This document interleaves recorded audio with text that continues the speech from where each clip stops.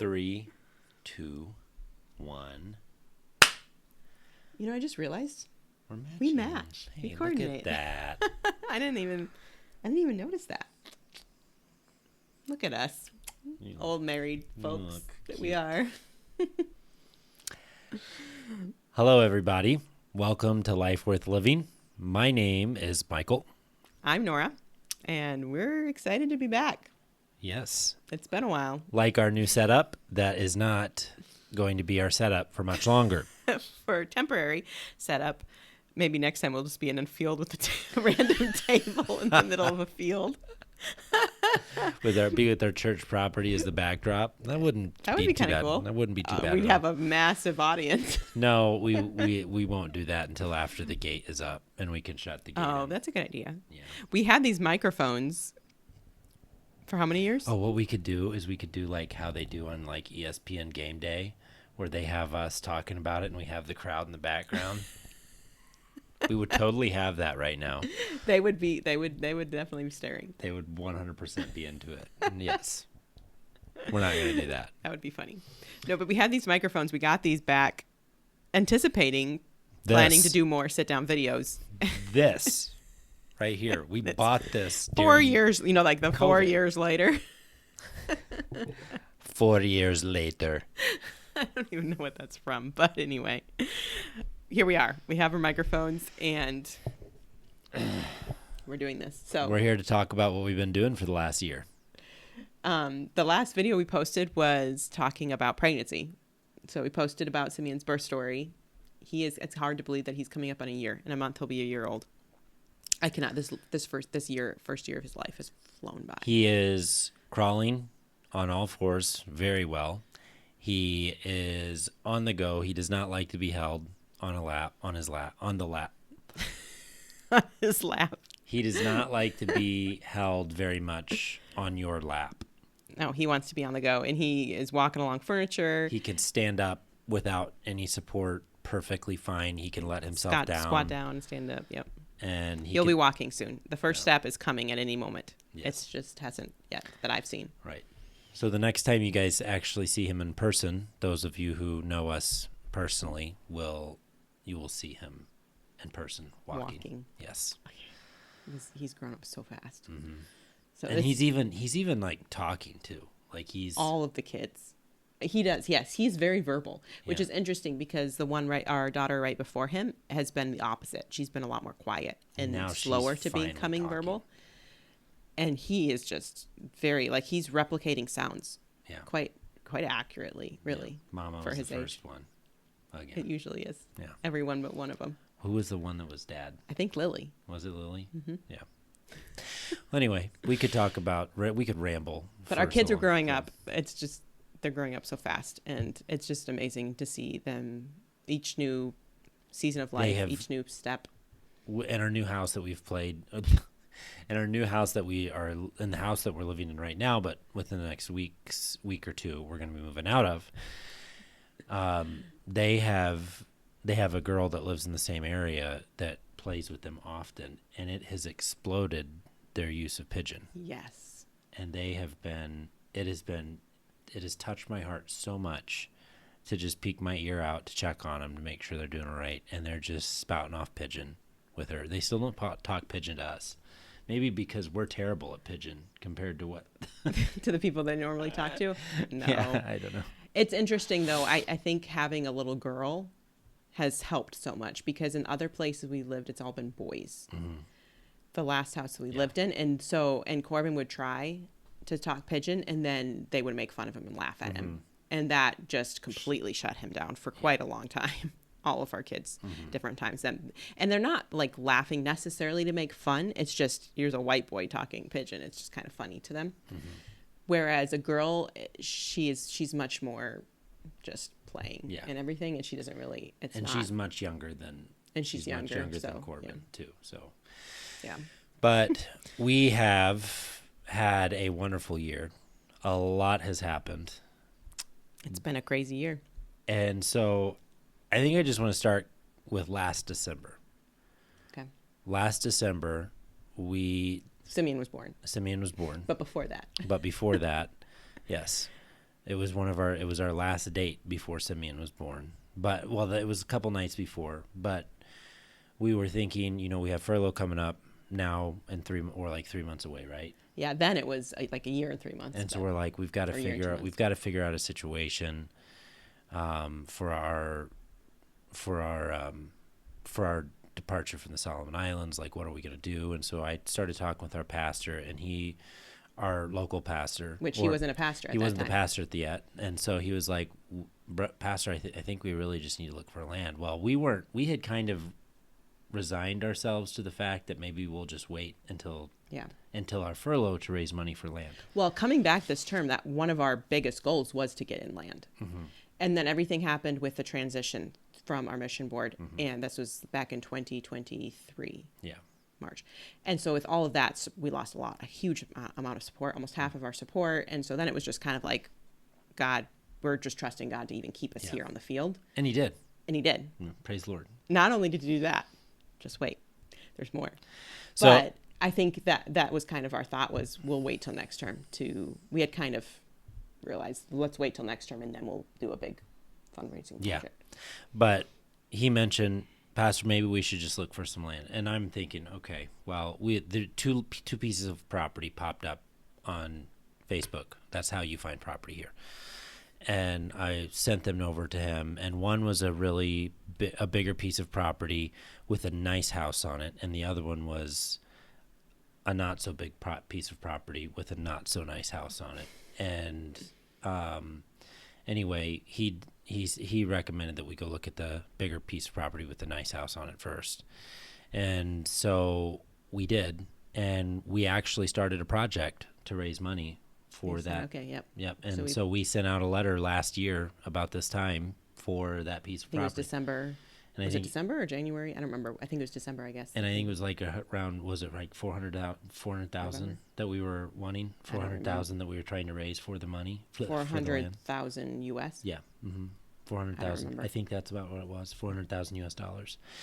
And the house was beautiful. It was a nice house. It was built within the last 10 years. It had a piano, like a real actual piano. We still don't know if we would have gotten that if we would have bought the house, Nora, but I'm going to be really heartbroken if the people bought it and then just trashed it. If we walk through the dump one day and see this piano sitting there. That would be so horrible. So anyway, fundraising didn't really pick up. Well, then we had Simeon. Yeah, we had Simeon, and so we weren't really able to just like push out videos. And we had a large church. A church gave a large gift. One church gave a large gift towards it. That was a really big boost, but that was about it. Yeah. We had some people that were, somewhat interested and such, but we weren't really able to follow up with social media and updates or anything like that. We didn't even make a video, did we? Yeah, everything it was just a letter. Everything was just kind of revolving around Simeon at that point. Then 23 December, Simeon was born, and it was a Christmas baby. I mean, we already talked about the pregnancy, but yeah. If you haven't watched any of those stories about the birth and everything, you can watch that up here somewhere. Nora might link that. I don't know. I always forget which side it's on. That took a lot of time, and then we got into January. We just kind of recovered, and I tried to jump back into ministry and recover from the time off from Simeon. Well, and the holiday season is so unique here too. So dead here. It is so many people go back to their home provinces, and it's just quiet. Honey is pretty. And then people take prolonged holidays, and all the government offices, everything. Yeah. It's hard to get anything done. It's not until like the first week of February that things start functioning normal again. And so then February came. And then in February, we started talking to our church about bringing on a local pastor. And do we mention his name here? Pastor Joseph? That's fine. Yeah, I can't remember. So Brother Joseph has been with our church from day one. Almost day one. And he led our church all through COVID and just did a phenomenal job. And he's been a huge asset to me as this young American coming here that doesn't know a thing about Solomon culture, but he also is a very mature Christian. Yeah. And so he's able to give me that perspective. And he's been to Australia. English is pretty good, and so that it's just been a great help. And so he's been a blessing, and he's been just a stalwart member in our church, just huge. Him and his wife. And so basically, we kind of joked when we started talking about him becoming a local pastor, the local pastor for our church. We kind of joked, really, you're already doing what you're going to be doing. He's already pastoring. He was already. We're actually giving the title to the job that you're already doing, but it was really neat to be able to see our church get excited about bringing a local pastor on, and how when we had the first discussion and we had the discussion meeting about Pastor Joseph becoming the pastor, it was amazing to see member after member stand up and just confirm their support of this decision. And then we had a unanimous vote a couple weeks later. It was just really special. Yeah. And several different people from different, like, knew him from different time periods or different lengths of time, and just they were all so excited about it, and that was just really neat. We were excited. Everyone was excited. I can tell you, as a missionary pastor, it makes me very at ease heading back home. I know any veteran missionary might know what I'm talking about, is when you leave your field for a year, sometimes under a year, sometimes over a year, depending on if it's a medical furlough or not, or if you're needing to raise a ton of support. You're just like, I don't know. I was a pastor's kid growing up. And I can't tell you how many times that by the time the missionary got to my church, they had said that their work had pretty much disintegrated. Or so much, things had fallen apart. Things had fallen apart by leaving it. Yeah. Their work had disintegrated in their time in the States, and so they're just literally going to have to start back from ground zero. We do not have that fear whatsoever. Yeah, it's been just really, I don't know, just so helpful. And I think too, something to acknowledge is that it wasn't like we didn't see him saved, and you didn't disciple him. So much of who he is now happened before we even got here, from the groundwork of another American missionary who's in Australia. Mm-hmm. And that work that he did here in the Solomon Islands really was vital. A huge benefit to starting our ministry. You know, we kind of say we were starting from scratch, but really we weren't starting completely from scratch by having him here. Yeah. And I think that just is a huge, and I think of so many missionaries I know that have been missionaries for years and years, and they still don't have, I mean, just like 10, 20, 30 years even, and they still don't have a solid guy, a man in their church that can lead and has a good marriage and a good family that can lead in that way. And so that's just a huge, we're extremely blessed and fortunate, and not only just have Pastor Joseph, but we have some really good men in our church. Yeah, we have several good men so not only do we have Joseph that is a good leader and does really well as our local pastor, but we have a wonderful group of men and ladies that are behind him and are ready to support him and respect him and care about him. And so we're excited about that. So we celebrated his installment as pastor on our second anniversary of Pacific Light Baptist Church. So that was just a really special Sunday. Right. So many ways. And so in our second anniversary, we kind of looked back on our history as Pacific Light Baptist Church. Though we've been Pacific Light Baptist Church for 2 years, Pacific Light Baptist Church has been meeting since 2018. Since we started. And so in that time, we met in H.M. Long Building. That was the first building we found. That was the first building. That burnt down in November 2021 during the riots. All of our things. With all of our things, all of our earthly items that were in the Solomon Islands. And then all of our ministry materials that we had. And we were in the United States on Thanksgiving Day. Believe that. That was a surreal feeling on Thanksgiving Day. Watching those live streams pop up. All of our possessions, thousands and thousands of miles away, go up. It puts things in perspective a lot. That year was hard because my mom died, and then that was our first Thanksgiving without my mom. And then and I was thinking through all the stuff that she had given, because my mom had invested so much into our family and the ministry here, like buying all kinds of things, that all of that, clothes and shoes, just so many things.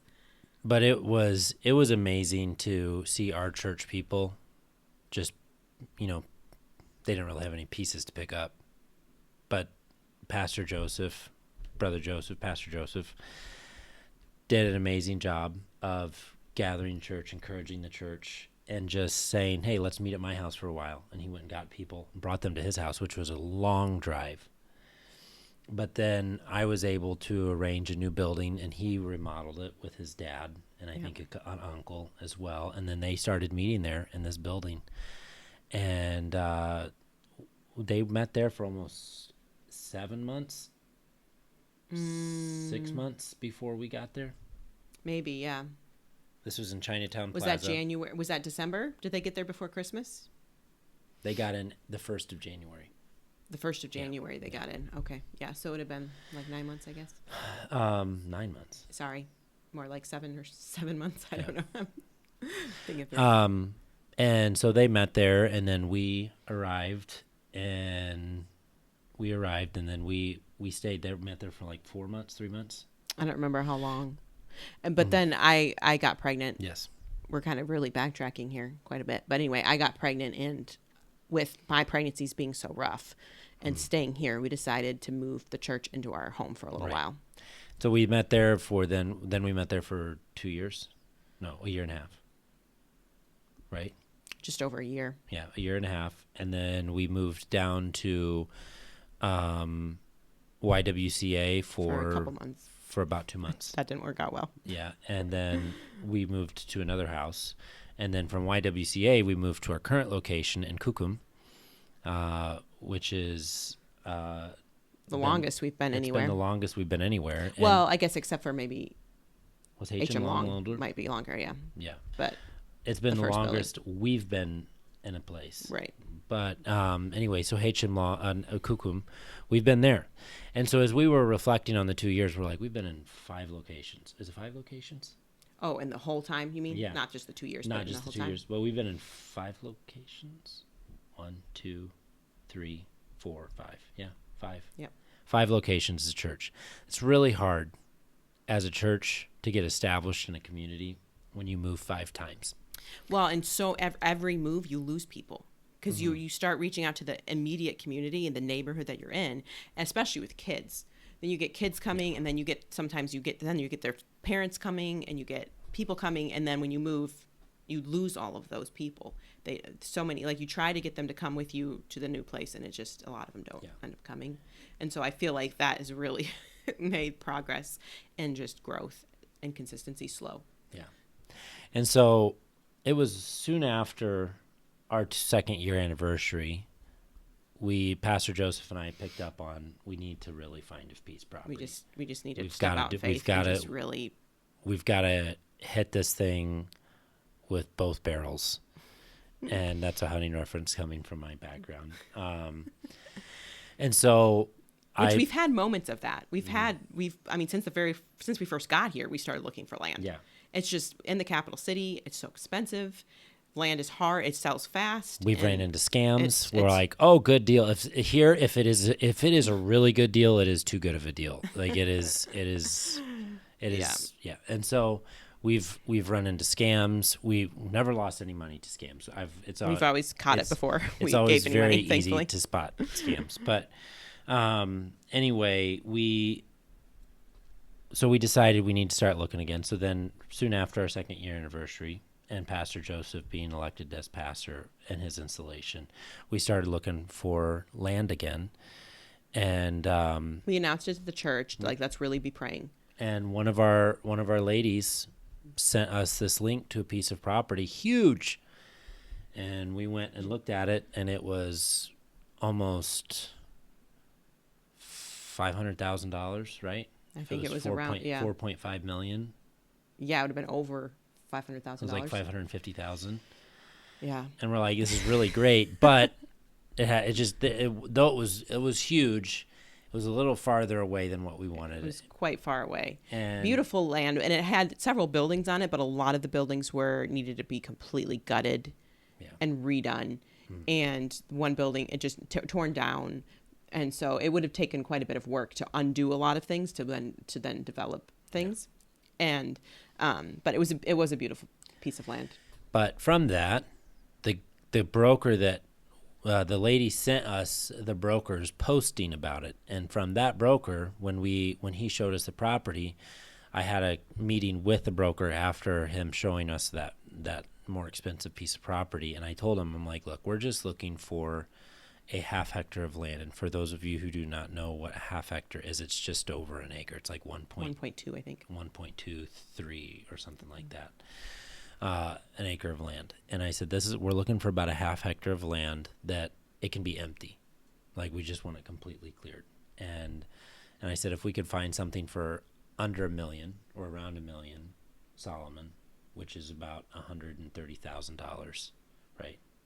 I'm not it's too late for math to be going fast in my brain right now. If there is a correction, Nora will put it here instead. 130,000. And so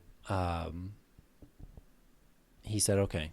Well, I think a couple days later. It was just a couple days. He sent us. Or the next day even, I think. A posting of this piece of property that was almost directly between the main business center of town and the international airport. Yeah, and it's closer to the airport, but. And it's about a 10-minute walk from the main road town, the bus stop right at the main road town. And it's flat. I mean, if you're walking fast, you can make it in 5. Yeah, if I'm walking and I'm going somewhere, I can get there. But anyway, what was interesting about this land is I had looked at it in 2023. Yep. And you didn't like it. You said it was too far away. Well, there's been a lot of development that has happened. Yes. On that side on this side now. The biggest thing that has happened, the biggest thing that had happened since the time that I looked at it in 2023 and the time now is that they had completely repaved the whole road. And not just repaved, they redid the road. Well, yeah, because they had the Pacific Games in the end of 2023. So then the stadium and the mega bulk shop and Superpower, there's so much more development on this side of town. Now the town is moving out. Right. So anyway, we found... And God obviously didn't want us to have it then because we would have paid a lot more money for it then. Yeah. Yep. It was over half the price of what we ended up. It was over twice as much, yeah. They were wanting $3 million for it. And this time when we looked at it, they were wanting 1.3. Yeah. And I'm like, I think we can do this. And so we got the project started. And I think it was more, I think God can do this. Yeah. Because that's still a lot of money. Very true. It is still a lot of money. And it was kind of funny because I think, which is kind of funny, really, because I think God can do this. God can do anything, of course. Yes. So he could have done the $3 million, too. Right. But I think it was really, like, this just kind of puts things in perspective. As we were talking about, like, money, I'm throwing around million and hundreds of thousands of dollars in meetings with the church. And they're just kind of like they just can't even factor in that. We can't even think about that amount of number, and that just shows you how expensive land is here for them. Yeah.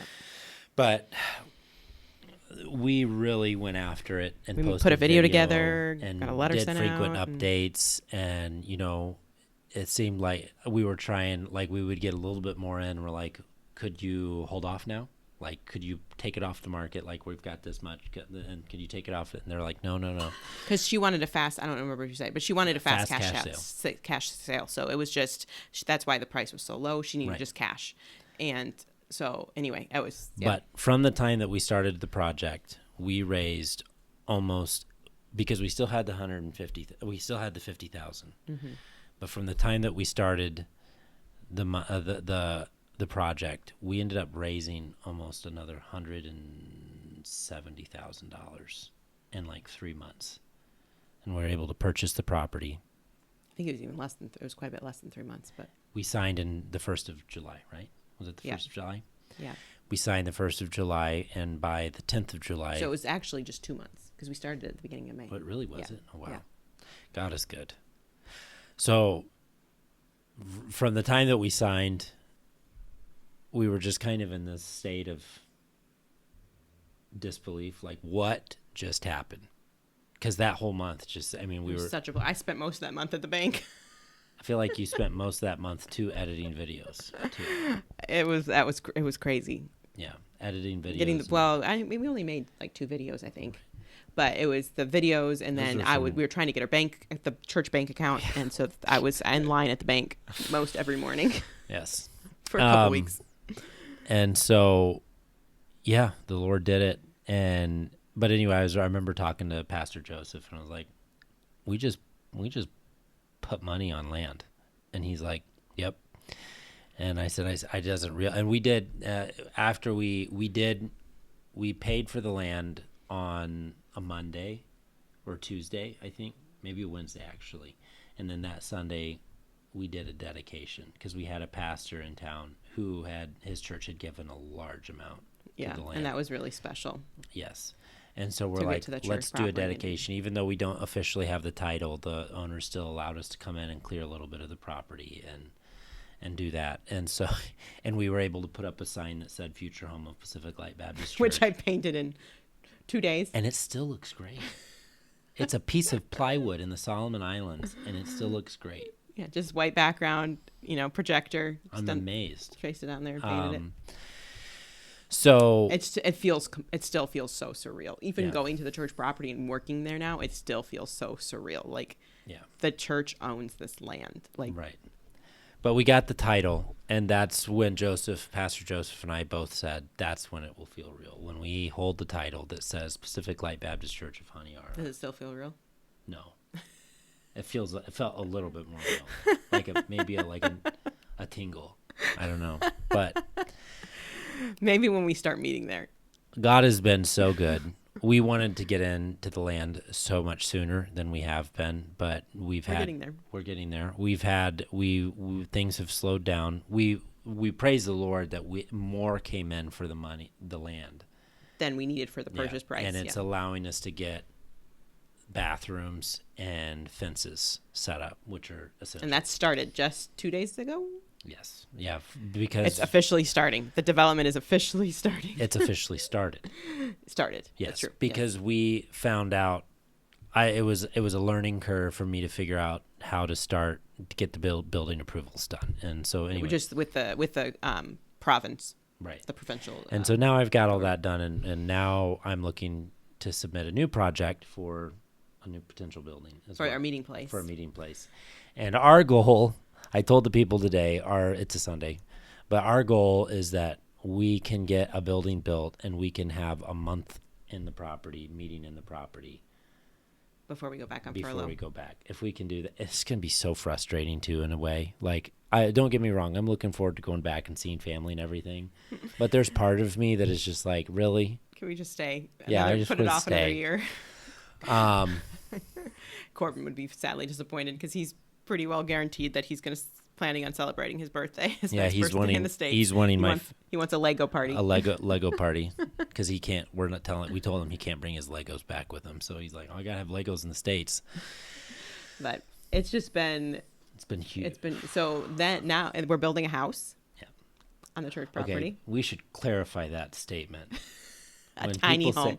I've started calling it a tiny home because that's what people understand. That's better. But it's not a tiny home in like the modern tiny home where it's all like really nicely like made for compact. It's just literally a one-room house. It's more like Little House on the Prairie one-room house. You underestimate me. We were working at it the other day. Michael and I both up there and pounding away on this, the hammer and the saw and everything. And I told Michael, I said, it feels like we're like newlyweds building our first home together. Like Little House on the Prairie style. Like where's your pioneering our where's first your pioneer dress? And your bonnet. Some people would say this looks like one. And your bonnet. Actually, that probably would be smart to wear a bonnet. So protect my face. There's no power. There's no power at the property right now, and so I've been building the whole thing with a handsaw and hammer. We have been building. Yes. Not just you. You know, I say that because Michael's been doing all of the sawing and almost all of the hammering, but I've pounded some nails. You've gotten some nails in. Corbin's gotten. And I've done some measuring, lots of measuring. And so line marking. Anyway, we've got one wall up, and tomorrow we're going to go out and we're going to try to get the 3 walls up. But let's see if we can do it. Yeah. So I'm excited. Anyway, it was originally going to be a security house. Yeah. And that's Solomon Island words. Yeah. That's what they would call it. Excuse me. I don't know what happened to my voice. Go ahead. But as I started setting the posts and everything, and Now, man, now I'm burping. Why are you burping? I don't know. It's the root beer float the you root ate beer right float. before we did this.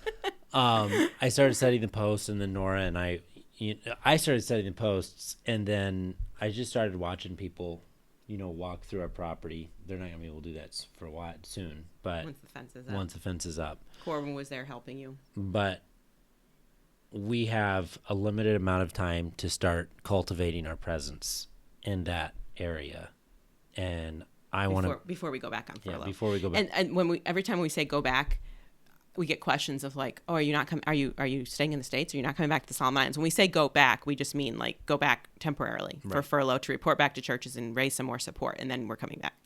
So anyway, Corban and I were finishing up the floor. No, not you. We finished. You finished up the floor, but Corban and I were working. We had started the floor, and he was like, "Dad, I think we should just move out here." I was like, "Corban, this is a small house," and he's like, "I think we could do it." And so I went back and I told Nora what Corban said, and she's like, "I've actually had that thought," and I'm like, "I had that thought on the way here." I'm like, "You know what? We could make this work," and we've had our moments of where we're insane, and we're probably going to have moments again where we're insane. It's it's one room, it's small, but we're all going to sleep in it. That's kind of where we're going to be sleeping, and then Michael's planning on putting a nice pouring concrete, putting a half wall, sheet metal wall, and screening it in to kind of eat there and sit. That I think the deciding point was, you know what? It's a little crazy what we're doing. I'm going to talk to Pastor Joseph and see what he thinks. And if he thinks we're completely insane, then we won't do it. And so he didn't think we were completely insane. He's like, no, if you think that, you think your family we have great water there. Yeah. So that's nice. Hopefully we'll get power soon. Like that's probably the biggest luxury that a lot of Solomon Islanders don't have. And so because we did have a borehole drilled. We put a borehole in. We have a nice source of water there. And anytime when we were just out there finishing the first wall, and so we have neighbors right behind us, really, really sweet. Mm-hmm. And she took Simeon and held him the whole time that we were working on it. Yeah. And I was telling them that we were planning on moving there, and they were excited about it. Yeah. Like they're like, oh yeah. And I was like, I think it will fit us well. I think the craziest thing though is a year ago, we would have never, ever imagined ourselves here. Like, in this position where we have land. I just finished designing a new building, or a building for us to actually meet there. It's just crazy to look back and see what God does, and in just 1 year, how much happens. Mm-hmm.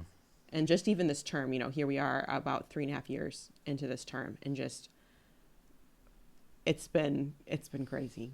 It's a whirlwind. God has just continued time after time after time to just prove himself strong and faithful and do things that we would never have. We never imagined it, but above and beyond our wildest dreams. But then some other highlights of the year was we had our first ever missions conference. Yes, I forgot about that.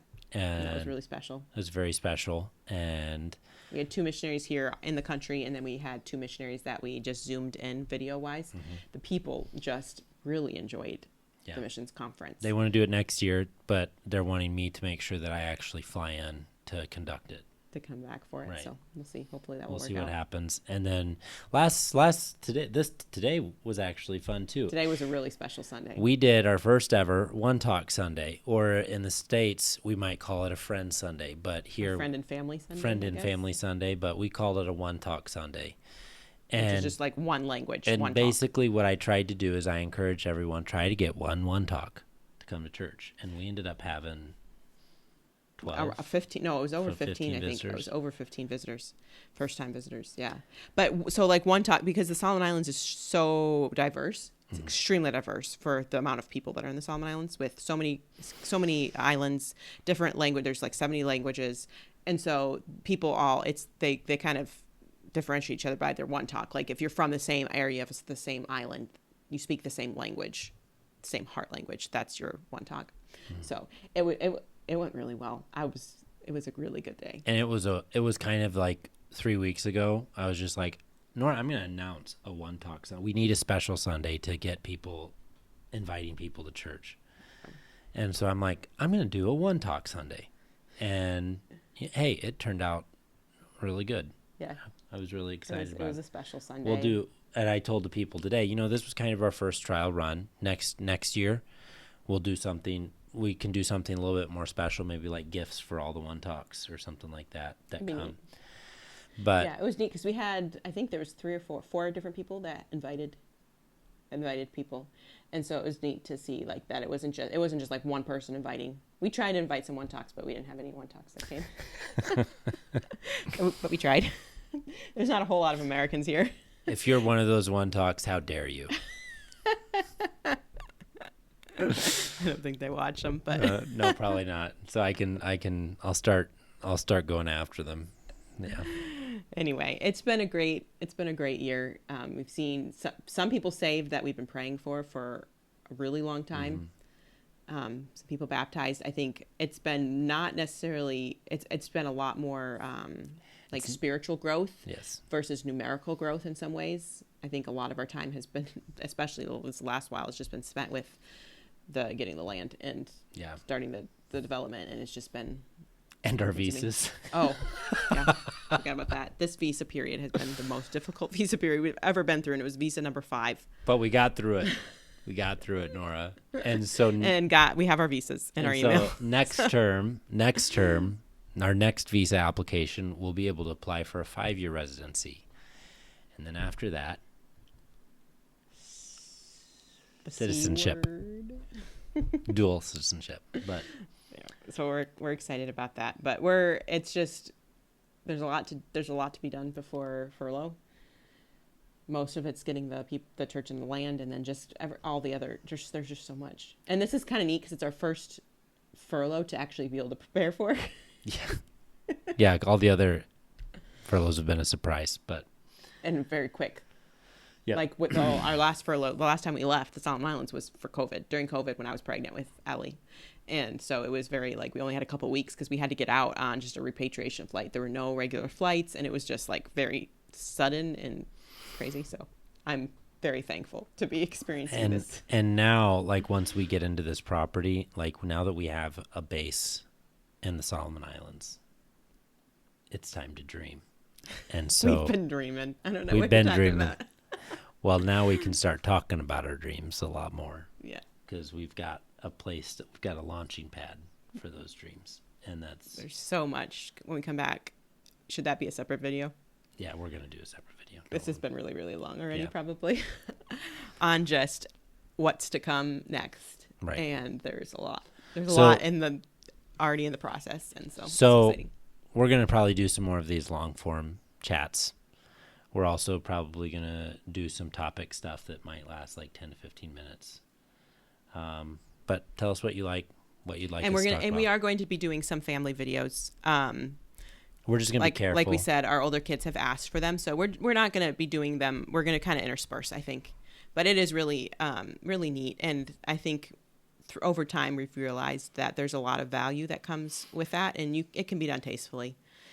And so we're going to be doing some just family day videos. We are continually careful about showing just ministry. We might show some special Sundays or things like that.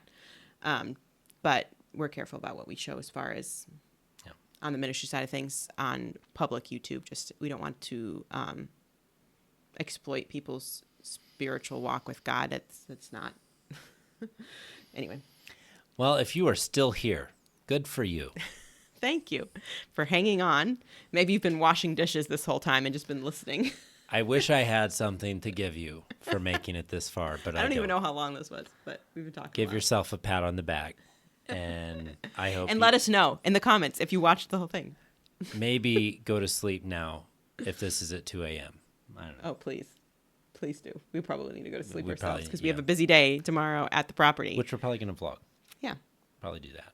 So maybe that will go up a little bit after this. So you all have a wonderful day. May God bless. Thank you so much for watching. Thank you for praying for us and for following us and hanging on through the ups and downs and the presence and absence from YouTube. And we're going to be posting now on Facebook, our Facebook page, Life Worth Living, and on YouTube. So anyway, thanks for watching. Thanks for praying for us and your encouragement. All of the comments, the messages that we get are just such an encouragement to us. I was actually just recently going through some old hard drives of comments that we got in our first days here, and it was just really encouraging. We have 6,000 people who've subscribed to our page, by the way. That's really crazy. If you put that in perspective of like a stadium or something, like a church, 6,000 people sitting listening. I've never been in a church of 6,000 people. I haven't either. A stadium, yeah, more than that. But but we weren't crazy. The ones talking. Nope, not at all. They weren't there to. They were there to watch baseball. That'd have been scary. All right, you guys have a wonderful day. We could go on and on. Good night. Until next time.